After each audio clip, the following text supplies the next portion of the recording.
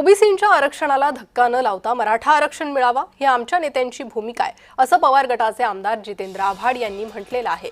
इतरांनाही आरक्षण द्या, आम्ही तुमच्यासोबत लोकसभेत उभे राहू असं जितेंद्र आव्हाड यांनी म्हटलंय।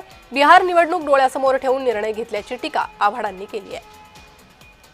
तर आव्हाडांनी या आरक्षणाच्या मुद्द्यावरून टीका केलेली आहे। मराठा ओबीसी मुद्दा पेटवण्याचं काम सुरू असल्याचं आव्हाडांनी म्हटलंय। बिहार निवडणूक डोळ्यासमोर ठेवून आरक्षणाचा निर्णय घेण्यात आला असा आरोप जितेंद्र आव्हाड यांनी केलेला आहे।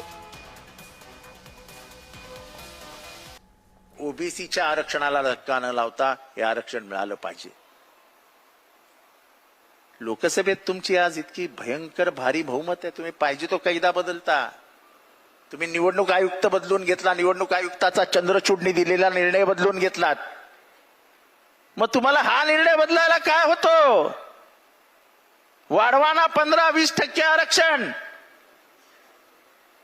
आणि मग इथला गुजर असो, इथला जाट असो, इथला पाटीदार असो, नाही तर इथला मराठा असो, द्या त्यांना आरक्षण। आमची आग्रही मागणी आहे, आम्ही लोकसभेमध्ये तुमच्या बरोबर उभे राहू।